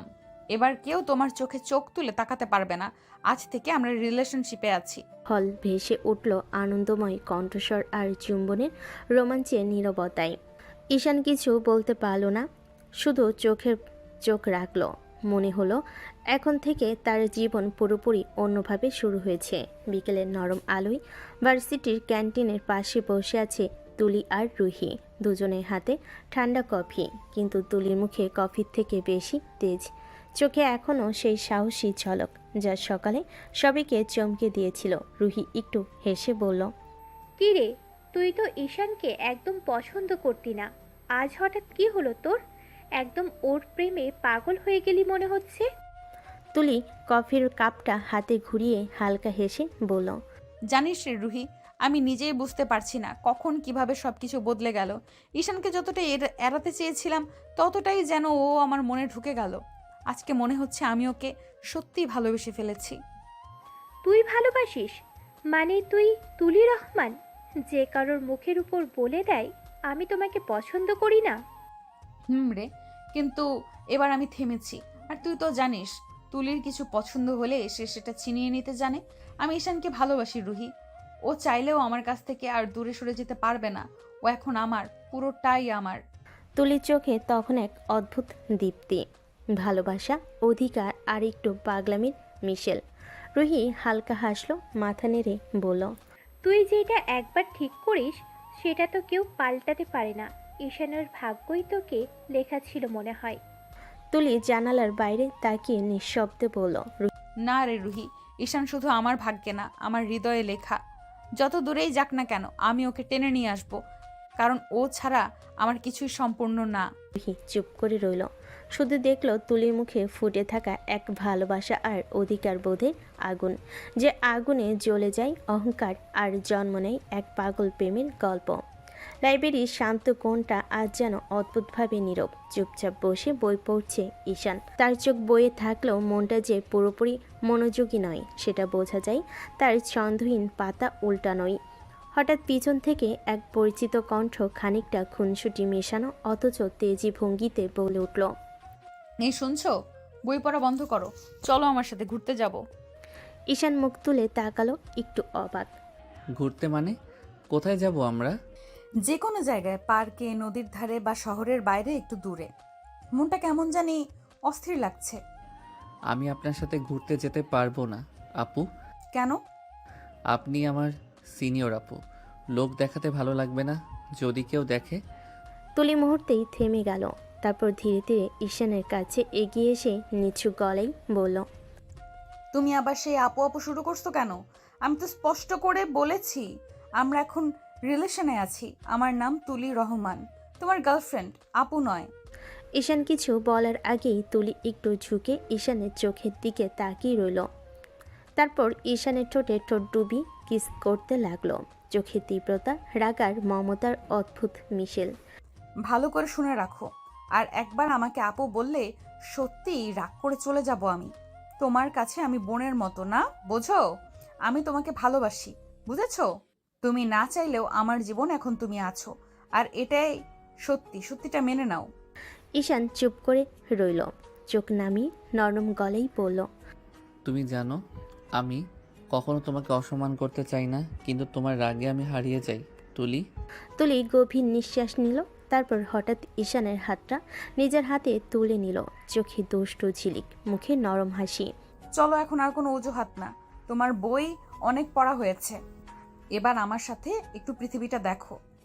ঈশান কিছুটা লজ্জা পেয়ে তার দিকে তাকালো, তারপর ধীরে ধীরে উঠে দাঁড়ালো।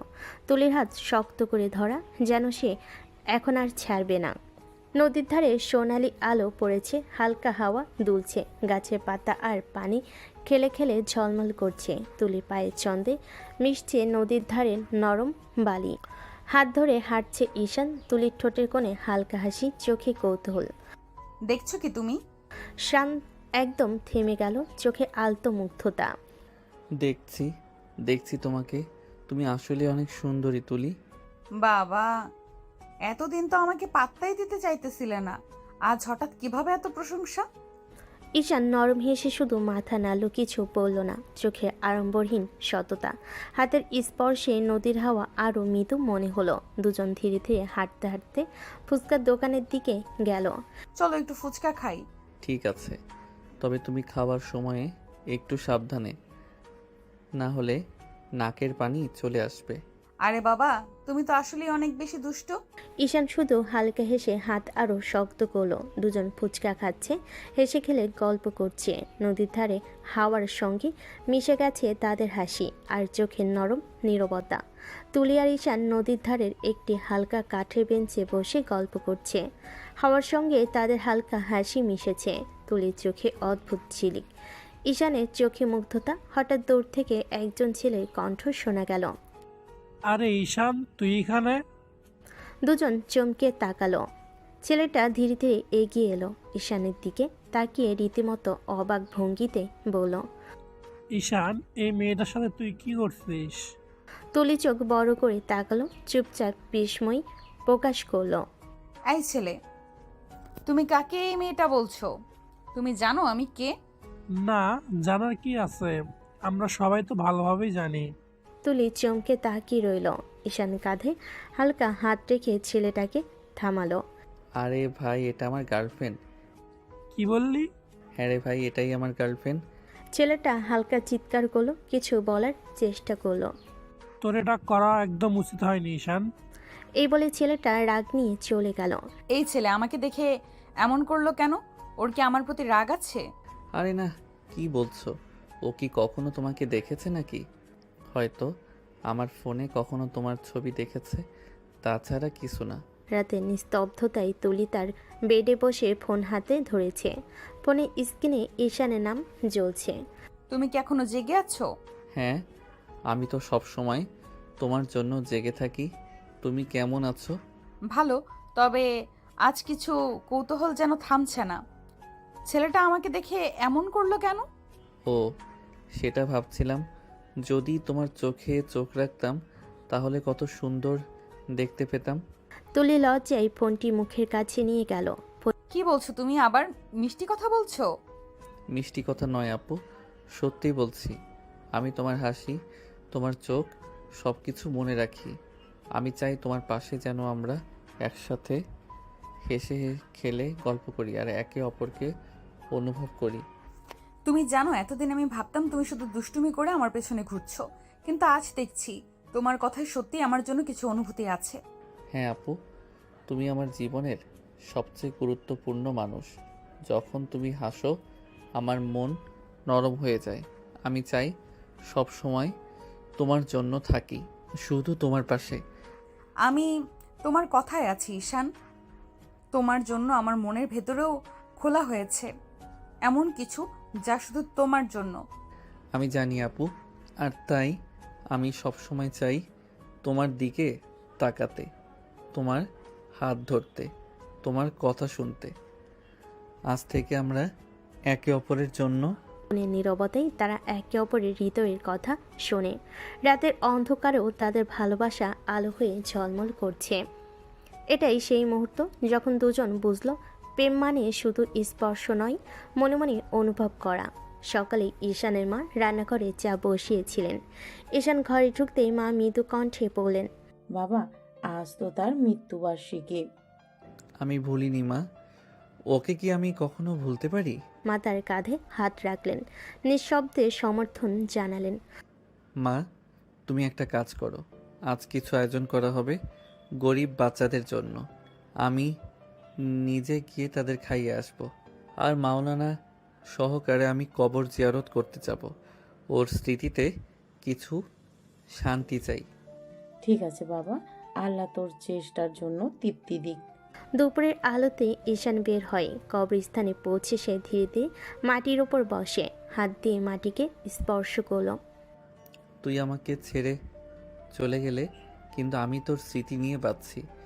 তুই জানিস ছাড়া তোর আমার জীবন অসম্পূর্ণ। মাওলানা পাশে দাঁড়িয়ে নামাজের দিক নির্দেশনা দেয়। ঈশান তাদের সঙ্গে কিছুক্ষণ মোনাজাত করে।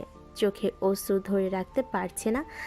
তার ভেতরের কান্না নীরব, তার হৃদয় পুরোপুরি তার জন্য খোলা। কবরস্থানের পর ঈশান বের হয়। রাস্তার ধারে অপেক্ষা করছে গরিব বাচ্চারা। তাদের হাতে ব্যাগ থেকে খাবার তুলে দিয়ে এক একে তাদের খাওয়াতে শুরু করে। খাও ছোট্ট ভাইয়া, তোমাদের মুখে হাসি থাকা খুব গুরুত্বপূর্ণ। কি রে ঈশান, কেমন চলছে? বন্ধু, আজ একটু আবেগের দিন। কিছু স্মৃতি, কিছু ভালোবাসা আর কিছু মানুষের জন্য খুশি তৈরি করতে হবে। দুজন হারানো মানুষের চিত্তে ভরা দিন, আবার অন্যদের জন্য ভালোবাসা ছড়ানো। এটাই ঈশানের শক্তি, ঈশানের পথ। আজও হারানো মানুষটি চাই সে বাঁচে ভালোবাসা দিয়ে। ভার্সিটির সকালটা আজ একটু অন্যরকম। সূর্যের আলোয় ক্যাম্পাসটা ঝলমল করছে, আর তার মাঝখানে তুলি আর ঈশান হাঁটছে পাশাপাশি। তুলির হাতে ঈশানের হাত, দুজনেই হাসছে নিঃশব্দে, যেন চারপাশে দুনিয়া থেমে আছে তাদের জন্যই। শোনো, আমি ভাবছি একটা নাম রাখা যায়, দুষ্টু প্রেমের জুটি। ওটা নাম নাকি শাস্তি? শাস্তি না, বাস্তব। তুমি তো দুষ্টু, আমি রাগী, পারফেক্ট জুটি, তাই না? রাগী ঠিকই, কিন্তু যখন হাসো তখন পৃথিবীর সব রোদ তোমার মুখে জমে যায়। এইসব মিষ্টি কথা শুনে আমি কিন্তু সিরিয়াসলি আরো প্রেমে পড়ে যাচ্ছি, জানো? আমার তো মনে হয় আমি অনেক আগেই পড়ে গেছি, শুধু তুমি বুঝোনি তখন। দুজনেই হাঁটতে হাঁটতে নদীর ধারে গেল। হালকা বাতাস তুলির চুল উড়িয়ে দিচ্ছে। ঈশান সেই চুল ঠিক করে দিল ধীরে। তুলির বুক ধকধক করে উঠল। তার মনে হচ্ছিল ঈশানের ছোঁয়াতেই যেন শান্তি, নিরাপত্তা, ভালোবাসা সব কিছু একসাথে লুকানো। ভার্সিটিতে সবাই এখন জানে তুলি আর ঈশান মানে প্রেমের আলাদা সংজ্ঞা। ক্যান্টিনে ওরা পাশাপাশি বসে চা খায়। লাইব্রেরিতে বই পড়ার অজুহাতে একে অপরের চোখে হারিয়ে যায়। বন্ধুরা ঠাট্টা করে বলে, দেখছিস তুলি আপু এখন কেমন নরম মাখম হয়ে গেছে। আর ঈশানও এখন ক্লাসে মনোযোগ না দিয়ে শুধু ওর দিকেই তাকিয়ে থাকে। আমাদের ভালোবাসা নিয়ে কেউ কিছু বলবে না, এটা শুধু আমাদের, ঠিক আছে? তুমি আমার পাশে থাকলেই আমি পুরো পৃথিবী ভুলে যেতে পারি তুলি। আর আমি তোমার থেকে 1 ঘন্টা দূরে থাকলেই মনে হয় নিঃশ্বাস বন্ধ হয়ে যাচ্ছে। তাদের চোখে চোখ, নিঃশব্দে কথা বলে যায় হাজারো অনুভূতি। এটাই হয়তো ভালোবাসা, যেখানে কথা কম কিন্তু হৃদয়ের শব্দ সবচেয়ে জোরে শোনা যায়। বিকেলের হালকা আলো জানালা দিয়ে পড়ছে। ভার্সিটির ক্যান্টিনে আজ ভিড় কম। তুলি আর ঈশান এক কোণে বসে চা খাচ্ছে। তুলির চোখে আজ কৌতূহল। ওর মনে হয় এই ছেলেটাকে সে অনেক দেখেছে, জেনেছে, ছুঁয়েছে, তবু যেন একটা অংশ এখনও লুকানো। তুলি আস্তে করে বলল, একটা কথা বলো ঈশান, তুমি কখনো তোমার পরিবার নিয়ে কিছু বলো না কেন? ঈশান চুপ করে রইল কিছুক্ষণ। চায়ের কাপে ধোঁয়া উঠছে, আর সেই ধোঁয়ার ভেতর যেন হারিয়ে গেল তার মুখের হাসিটাও। কি আর বলবো তুলি, আমরা খুব সাধারণ মানুষ। সাধারণ মানুষ বলেই কি বলার কিছু থাকে না? বলো না, কে আছে তোমার পরিবারে? ঈশান একটু থেমে গভীর নিঃশ্বাস নিল, তারপর আস্তে বলল, শুধু মা। শুধু মা? আর কেউ নেই তোমার?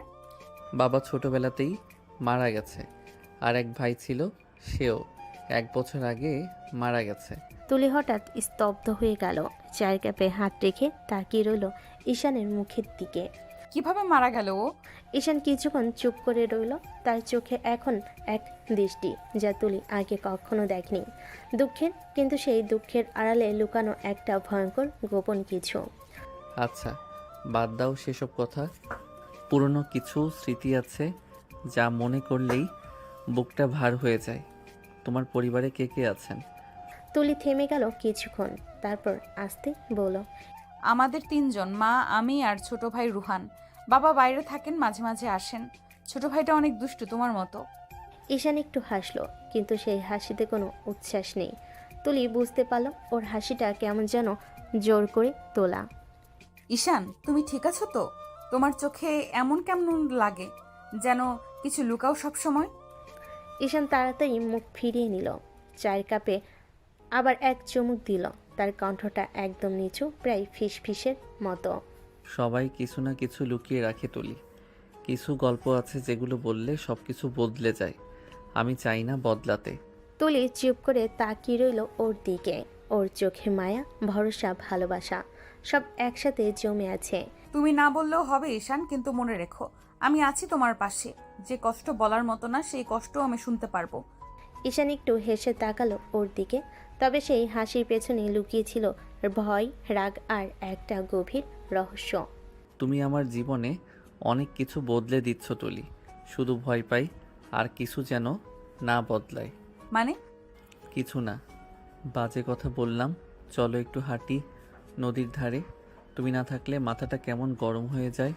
কিছু না বলে উঠে দাঁড়ালো। তার চোখে এখনো প্রশ্ন, কিন্তু সে বুঝলো ঈশানের ভেতরে কিছু আছে যা হয়তো ওর ভালোবাসাকেও পরীক্ষায় ফেলবে একদিন। রাত প্রায় 10:30।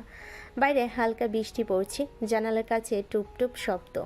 তুলি নিজের ঘরে বসে বই পড়ার ভান করছে, কিন্তু চোখটা বইয়ের পাতায় নেই। মনটা কোথাও অনেক দূরে, হয়তো সেই নদীর পাড়ে, হয়তো ঈশানের মিষ্টি কথার ভেতরে। মনে পড়ছে ঈশানের সেই মৃদু হাসি, তার চোখের ভেতরে লুকানো কোমলতা, আর সেইভাবে বলা, তুমি না থাকলে মাথা গরম হয়ে যায়। তুলি নিজের অজান্তে মুচকি হেসে ফেল। গাল লাল হয়ে উঠছে, চোখে এক অজানা ঝিলিক। নিজের হাত দিয়ে ঠোঁট ঢেকে ফেল, যেন হাসিটা কেউ না দেখে ফেলে। ঠিক তখনই দরজা ঠেলে রুমে ঢুকে পড়ল রুহান, চুল এলোমেলো, হাতে চিপসের প্যাকেট। এই আপু, তুই একা একা হেসে যাচ্ছিস। আমার তো মনে হচ্ছে তুই পাগল হয়ে গেছিস। কি? কোথায় হাসছি আমি? তুই ভুল দেখেছিস। আরে আমি ভুল দেখছি? আমাকে কি তুই কানা মনে করিস? আমি তো একদম স্পষ্ট দেখছি তুই মুসকে মুসকে হাসতেছিস, আবার চোখও নাচাচ্ছিস। বল দেখি, কিসের এত চিন্তা করছিস? চুপ বেয়াদব, এইটুকু মানুষ হয়েও এত কথা। তোর এখন ঘুমানোর সময়, যা গিয়ে ঘুমা। মানছি ছোট, কিন্তু বুদ্ধি তোর চেয়ে অনেক বেশি। আমি তো জানি মানুষ যখন নিজের সাথে হাসে, নিজের মনের কথা বলে, তখন সে প্রেমে পড়ে যায়। তাহলে কি তুই প্রেমে পড়ছিস আপু? তুলির আগে বালিশটা ছুঁড়ে মারল রুহানের দিকে। চুপ কর বেয়াদব, আমি প্রেমে পড়বো?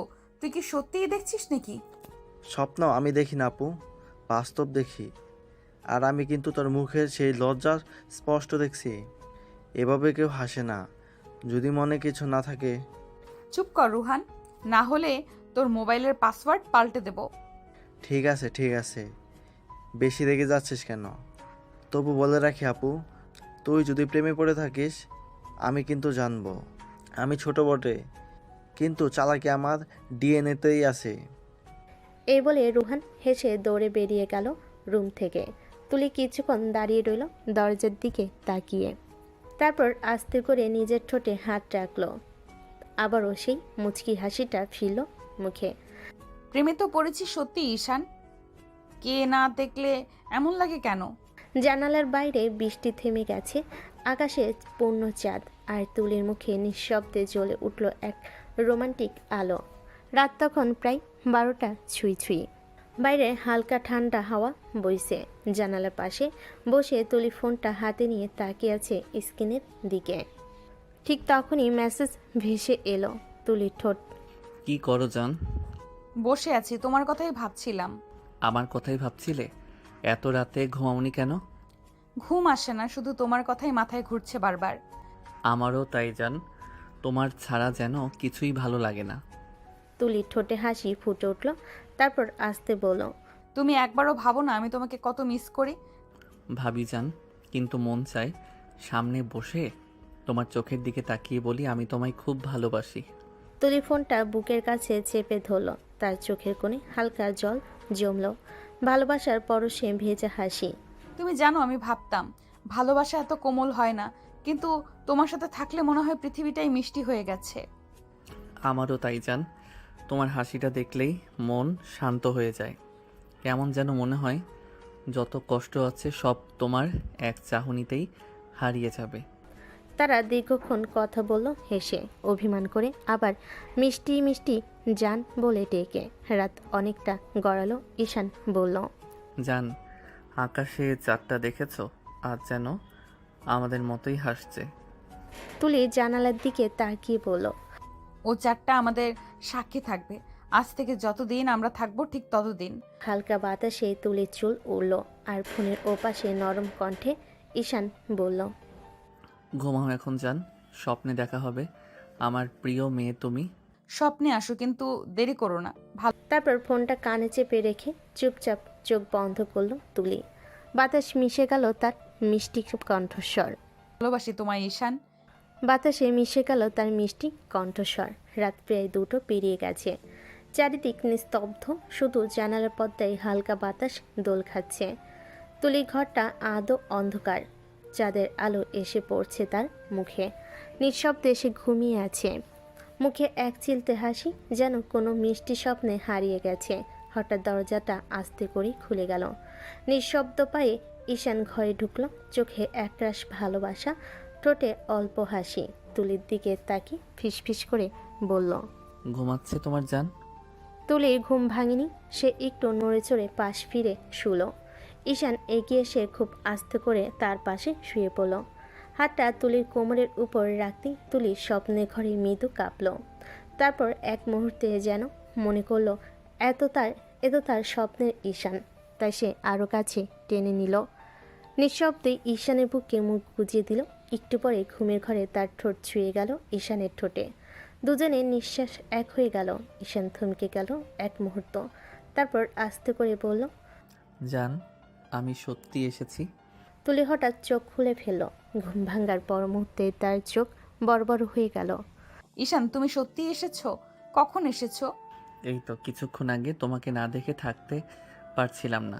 তুমি ভয় পাওনি একা একা এত রাতে আসতে? তোমার কাছে আসতে ভয় কিসের জান? তোমার কাছে আসলেই তো সব ভয় দূর হয়ে যায়। তুলি হালকা লজ্জায় মুখ ফিরিয়ে নিল। তার মুখে চাঁদের আলো পড়ছে, চোখে যেন একরাশ ভালোবাসা জমে আছে। ঈশান তার কাছে এসে তার কানের কাছে ফিসফিস করে বলল, জানো, আমি ভাবছিলাম তুমি হয়তো রাগ করবে, কিন্তু তুমি তো স্বপ্নের মতো আমার বুকেই ঘুমিয়ে পড়লে।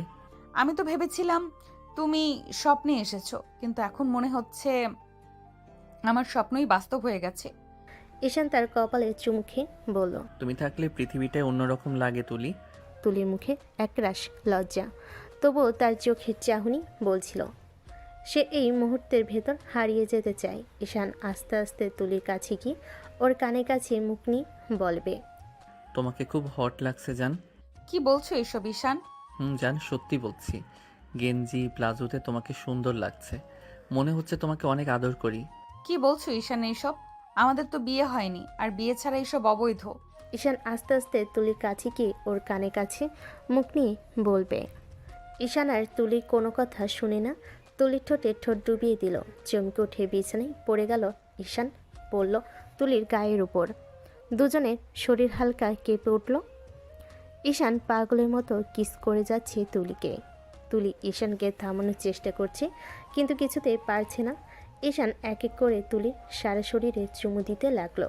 তুলি কাঁপা কাঁপা কণ্ঠে বলল, ঈশান প্লিজ থামো, এসব ঠিক না। আমি তোমাকে ভালোবাসি জান, আর ভালোবাসার কাছে সবই ঠিক।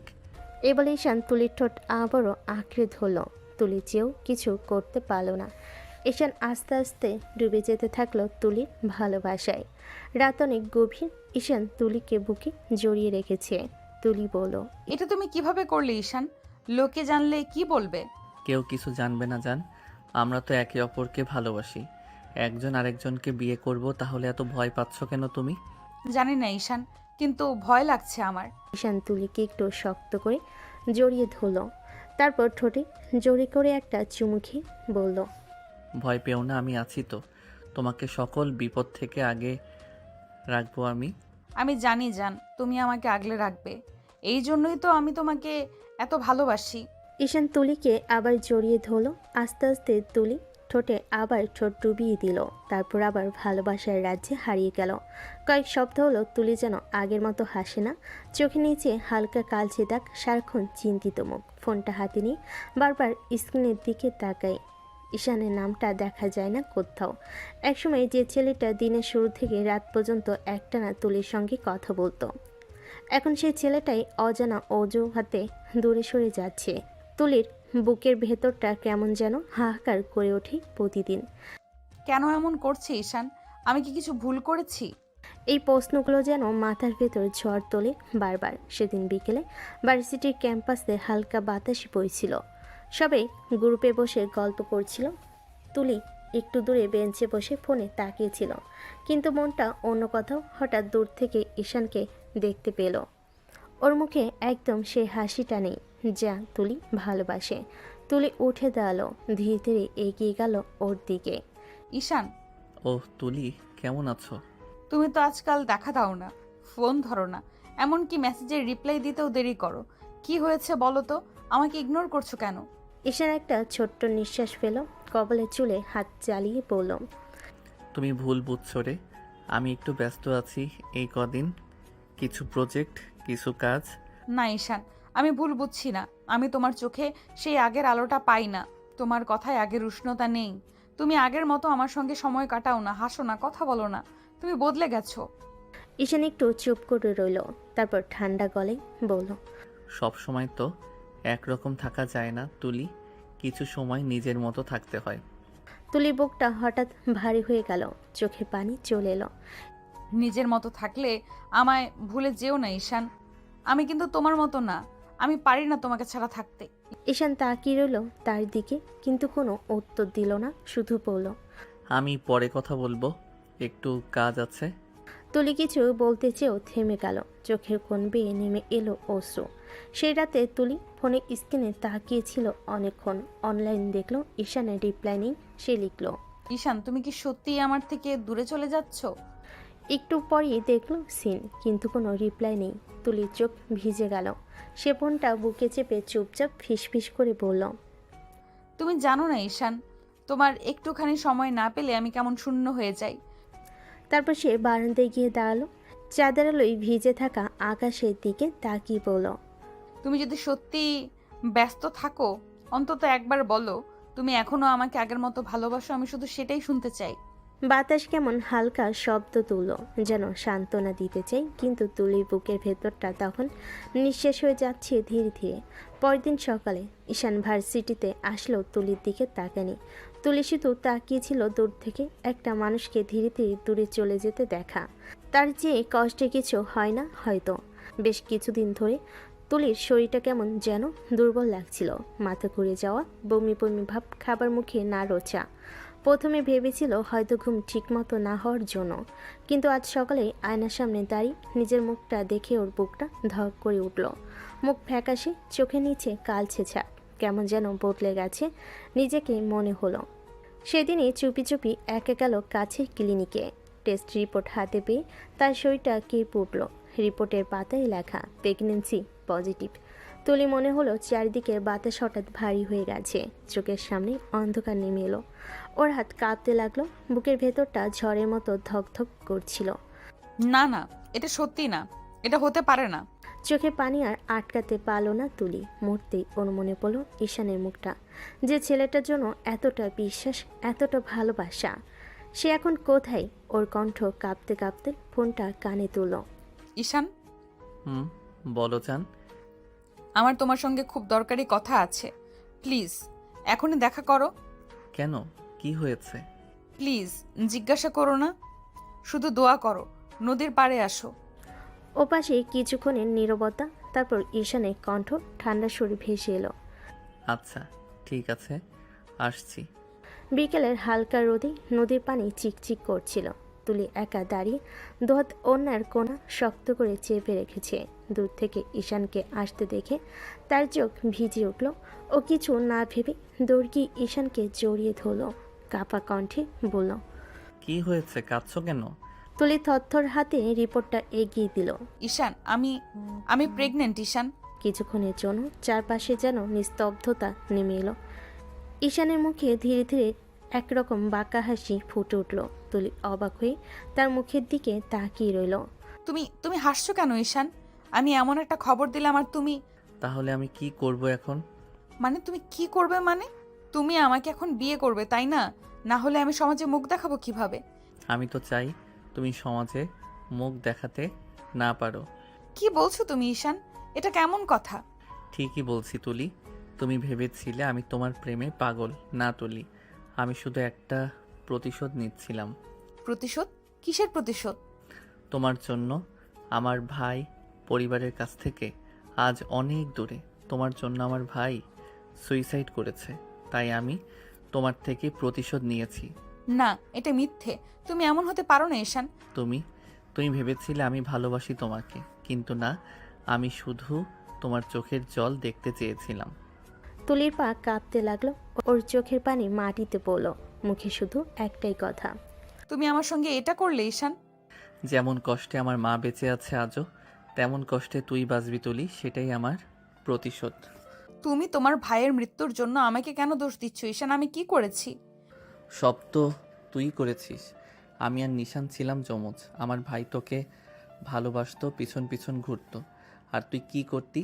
তুই ওকে সবসময় অপমান করতি, ছোট করতি। আমার ভাই তোকে কত পাগলের মতোই না ভালোবাসতো। তোর কি একবারও মায়া হয়নি ওর জন্য? ও তো দিন রাত তোর কথাই ভাবতো, আমাকে সারাক্ষণ তোর কথা বলতো। কিন্তু ও সেদিন তোকে টিচ করতে নয়, তোকে টিচের হাত থেকে বাঁচাতে চেয়েছিল। কিন্তু তুই কি করলি?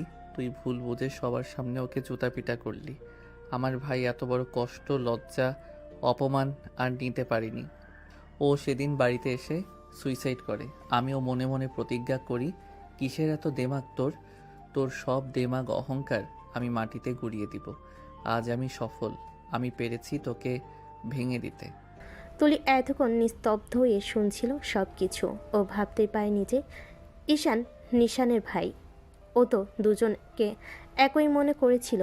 ও তো নিশান ভেবেই ঈশানকে ভালোবেসেছে। তাহলে কেন ওকে ঠকালো? এখন কি করবে? কিভাবে বাঁচবে? সমাজের চোখে কিভাবে মুখ তুলে তাকাবে? ঈশান চলে যেতে নিলেই তুলি তার পা জাপটে ধরল। প্লিজ ঈশান, তুমি যেও না। তুমি বিয়ে না করলে আমি কিভাবে বাঁচবো? আমার বাবা মা, সমাজ, আত্মীয় স্বজন সবাই আমাকে ছিছি করবে। এই মুখ আমি কাউকে দেখাতে পারবো না ঈশান, আমি কথা দিচ্ছি। আমি তোমার বাড়ির কাজের লোক হয়ে থাকবো, তবুও তুমি আমাকে বিয়ে করো। তোর মতো অহংকারী কালনাগিনীর আমার দরকার নেই। আমি তো এমন দিনটা দেখার জন্য এতদিন ধরে অপেক্ষা করেছি। কতটা কষ্ট বুকে নিয়ে আমার ভাইটা মারা গেছে ভাবতে পারছিস? আমার ভাই তোর জন্য ভেতর ভেতর কতটা ছটফট করেছে। কখনো বোঝার চেষ্টা করিস নাই ওকে। আজ এটা তোর প্রাপ্য। নদীর হাওয়ায় আজ কেমন এক ঠান্ডা নিস্তব্ধতা ছড়িয়ে আছে। আকাশে মেঘ জমেছে, কিন্তু বৃষ্টি হচ্ছে না, যেন প্রকৃতিও কান্না চেপে রেখেছে। তুলি এখনও দাঁড়িয়ে আছে সেই জায়গায়। হাতে চেপে ধরা রিপোর্টের কাগজ এখন ভিজে গেছে চোখের জলে। ঈশান পেছন ফিরে হাঁটছে ধীরে ধীরে, বিন্দুমাত্র দয়া নেই মুখে। তুলি দৌড়ে গিয়ে ঈশানের সামনে দাঁড়িয়ে পড়ল। চোখ দুটো লালচে ফুলে গেছে। ঈশান প্লিজ আমার দিকে একবার তাকাও। ফাঁকা কথা রেখে দাও তুলি, এখন কিছু বলার নেই। ঈশান, আমার নিজের অজান্তেই ভুল হয়ে গেছে। আমি জানতামই না তোমার ভাইয়ের সাথে এত বড় অন্যায় করেছি আমি। তুমি যদি রাগ করো, গালি দাও, আমি নেব সব, কিন্তু এমন করে চলে যেও না শোনা। তুমি জানো আমি তোমাকে ছাড়া বাঁচতে পারবো না। আমাকে মৃত্যুর মুখে ঠেলে দিও না ঈশান। তুমি আমাকে ভালোবাসতে না ঈশান? ঈশান প্লিজ ফিরে এসো। ঈশান, আমি বাঁচবো না এভাবে, আমাকে মৃত্যুর মুখে ঠেলে দিও না। আমাকে শাস্তি দাও ঈশান, শুধু চলে যেও না। ঈশান থেমে একবার তাকালো, চোখে এক ঝলক দ্বিধা, তারপর আবার কঠিন মুখে পেছন ফিরল। তুই যেভাবে আমার মাকে কাঁদিয়েছিস, তোর চোখ দিয়েও সেদিন জল পড়ুক তুলি, এটাই আমি চেয়েছি। তুমি আমাকে ভালোবাসতে না ঈশান? ভালোবাসি কিনা জানি না, কিন্তু প্রতিশোধ তার চেয়েও বড় হয়ে গেছে। তারপর আর একবারও পেছনে না তাকিয়ে চলে গেল ঈশান। তুলি মাটিতে বসে পড়ল। ওর চোখের পানি মাটিতে মিশে যাচ্ছিল। কণ্ঠ থেকে শুধু একটা শব্দই বেরোচ্ছিল, ঈশান প্লিজ ফিরে এসো। কিন্তু নদীর ওপার থেকে কেবল বাতাসে শস্য শব্দ ভেসে এলো। তুলির চারপাশ অন্ধকারে ঢেকে গেল। একটা মেয়ের হৃদয় ভাঙার শব্দ নিঃশব্দে হারিয়ে গেল রাতের আকাশে। রাত গভীর, চারিদিক নিস্তব্ধ, কেবল ঘড়ির টিকটিক শব্দটা শোনা যায়। চোখ বন্ধ করে ঘুম আসছে না ঈশানের। বালিশের উপর মুখ রেখে এক দৃষ্টিতে ছাদের দিকে তাকিয়ে আছে। মনে বারবার ভেসে উঠছে তুলির সেই কাদা চোখ, কাপা ঠোঁট আর অসহায় কণ্ঠের সেই শব্দগুলো। ঈশান আমি বাঁচবো না এভাবে, আমাকে মৃত্যুর মুখে ঠেলে দিও না। ঈশান কপাল চেপে ধরল। মাথার ভেতর যেন এক ঝড় বইছে। আমি কি ঠিক করেছি? একটা মেয়েকে এমন অবস্থায় একা ফেলে আসা, এটা কি সত্যিই আমার প্রতিশোধ? চোখের সামনে ভেসে উঠল তুলির মায়া মেশানো মুখ। তার ঠোঁট কাঁপছে, চোখে জল জমে আছে। তবু ও বলেছিল, আমাকে শাস্তি দাও ঈশান, শুধু চলে যেও না। না না ঈশান, তুই দুর্বল হবি না, তুই ভুলে যাবি না ও কি করেছিল। কিন্তু পরক্ষণেই তার বুকের ভেতর যেন কেউ পাথর চেপে বসে। প্রতিশোধ নিতে গিয়ে কি আমি নিজের বিবেকটাই হারিয়ে ফেলেছি? চোখ বন্ধ করতে তুলির মুখ ভেসে ওঠে আবার হাসি মিশ্রিত মুখ। একসময় যে মুখ হেসে সুখ খুঁজছিল, এখন সেই মুখে এসে কান্না দেখছে। ঈশান ধীরে ফিসফিস করে, তুলি, আমি চেয়েছিলাম তোমার চোখে জল দেখতে, কিন্তু এখন আমার বুকেই সেই জল ঝরছে। আমি মনে হয় অভিনয় করতে করতে তোমার প্রেমে পড়ে গেছি। এক মুহূর্তের জন্য ওর চোখ বেয়ে ফোঁটা জল গড়িয়ে পড়ে বালিশে। ও বুঝতে পারে না ও কাঁদছে নিজের জন্য নাকি তুলির জন্য। না এখনই না, কিছুদিন কষ্ট পাবো, তারপর আমি সব ঠিক করে দেব। এই বলে চোখ বন্ধ করে ঘুমানোর চেষ্টা করে ঈশান, কিন্তু ঘুম আসে না। আর অন্যদিকে তুলির ঘরটায় বাতি নিভে আছে, শুধু জানালার ফাঁক দিয়ে চাঁদের আলো এসে তুলির মুখে পড়ে। ওর চোখে নিচে শুকনো অশ্রুর দাগ। তুলি কাপা কণ্ঠে ফিসফিস করে, ঈশান তুমি জানো আমি তোমাকে কত ভালোবাসি, আমি তোমাকে হারাতে পারবো না সোনা, কিন্তু তুমিই তো ফেলে দিলে আমাকে। ওর চোখে হঠাৎ একটা অদ্ভুত শূন্যতা ভর করে। ও নিচু স্বরে বলে, আমি এখন কি নিয়ে বাঁচবো? আমার ভেতরে তোমার একটা অংশ বেড়ে উঠছে, অথচ তুমি নেই আমার পাশে। চোখের জল আবারও ঝরে পড়ে বালিশে। ওর কণ্ঠ কাঁপে, তবু একটানা বলে যায়, সমাজের চোখে কলঙ্কিনী হয়ে বেঁচে থাকার চেয়ে মরে যাওয়া অনেক সহজ। বাইরে হালকা বাতাস বইছে। চাঁদের আলোয় একা তুলি বসে আছে নিস্তব্ধতায়। আর দূরে কোথাও একটা কুকুর ডেকে উঠছে, যেন সেই কান্নার প্রতিধ্বনি প্রতিশোধের গল্পে মিলিয়ে যাচ্ছে। ভোরের ঠান্ডা হাওয়ার জানালার পর্দা নেড়ে দিচ্ছে। ঈশান তখনও ঘুমে ডুবে আছে। হঠাৎ ফোনটা কেঁপে ওঠে টেবিলের ওপর। ঘুম জড়ানো স্ক্রিনে তাকিয়ে দেখল রাব্বি কলিং। ঘুমো ঘুমো গলায় ফোনটা রিসিভ করতেই ওপাশ থেকে কাপা কণ্ঠে রাব্বি বলল, ভাই একটা খারাপ খবর আছে ভাই। খারাপ খবর মানে? সকাল সকাল কি শুরু করছিস তুই? তুলি আপু সুইসাইড করেছে। ঈশান এক মুহূর্তের জন্য জমে গেল। হৃদস্পন্দন থেমে যাওয়ার মতো অবস্থা। সে হঠাৎ লাফিয়ে উঠে বসল। কি বললি তুই? পাগল নাকি তুই? এসব আজে বাজে কথা বলিস না রাব্বি। ভাই আমি মিথ্যে বলছি না, রুহি আপু ফোন দিয়ে কাছে বলল তুলিকে নাকি ঘরে ফ্যানের সাথে ঝুলতে থাকে দেখেছে ওর মা। এখন সবাই তুলির বাড়িতে, ভাই তুই চলে আয়। ফোনটা হাত থেকে ছিটকে পড়ে গেল মেঝেতে।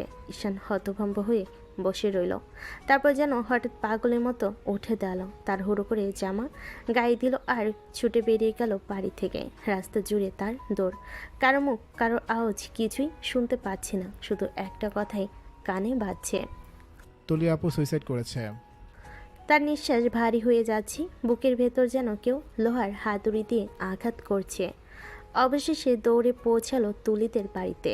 চারপাশে মানুষের ভিড়, কান্নার শব্দে বাতাস ভারী।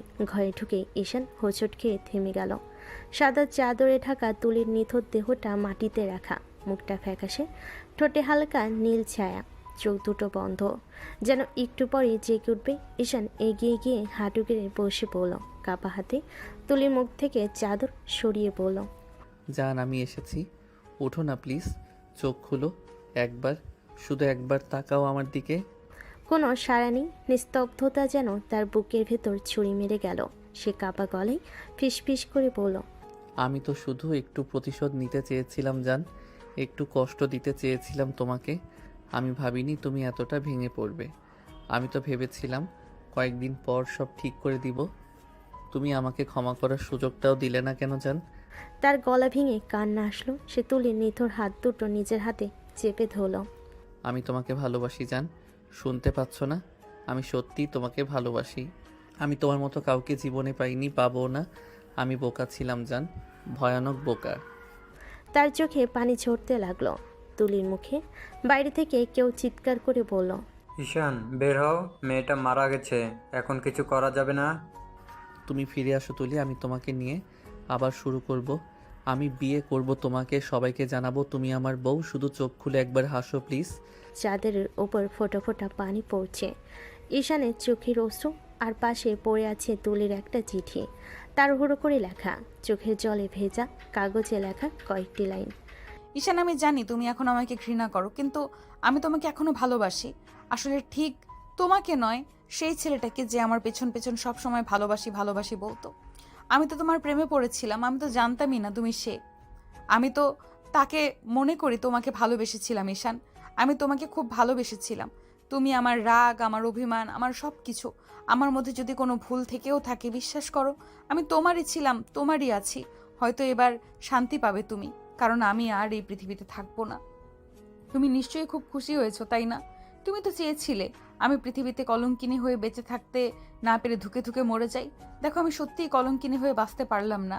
আসলে পৃথিবীতে সবচেয়ে বড় কষ্টের ব্যাপার এটাই, সন্তানের আসার খবর শুনেও পৃথিবীর কাউকে জানাতে না পারাটা। আমার দম বন্ধ হয়ে যাচ্ছিল ঈশান। আমার মনে হচ্ছিল সবাই আমার সন্তানকে বলতো তোর বাবা নেই, তোর মা নষ্টা। আমি এটা কি করে সহ্য করতাম ঈশান? কিছুতেই সহ্য করতে পারতাম না, কারণ আমি তো ভালোবেসেছিলাম, বিশ্বাস করেছিলাম। হয়তো আমার কপালে ভালোবাসাটাই লেখা ছিল না, লেখা ছিল কারো প্রতিশোধ। হয়তো ভালোবাসা না, প্রতিশোধের অংশ হলাম আমি। তুমি ভালো থেকো ঈশান, আমি চাই তুমি সারা জীবন ভালো থাকো। শুধু এই প্রতিশোধের অংশটাতে মন থেকে মুছে ফেলো। ঈশান চিঠিটা বুকে চেপে নির্বাক হয়ে গেল। তার চোখের ভেতর এখন শুধু একটাই চাওয়া, আর একবার যদি সময়টা ফেরানো যেত, আমি তোমার পায়ে ধরে ক্ষমা চাইতাম জান। কিন্তু তুমি আমাকে সেই সুযোগটাও দিলে না। আমি সত্যি পাপিষ্ঠ, বড় পাপিষ্ঠ। কারো ভালোবাসা পাওয়ার যোগ্য নই আমি। তাই তো আমাকে একা করে দিয়ে চলে গেলে তুমি। 5 বছর পরে বাতাসে আজ হালকা শীতের পরশ, চারিদিকে নিস্তব্ধ, শুধু শুকনো পাতার মৃদু শব্দ।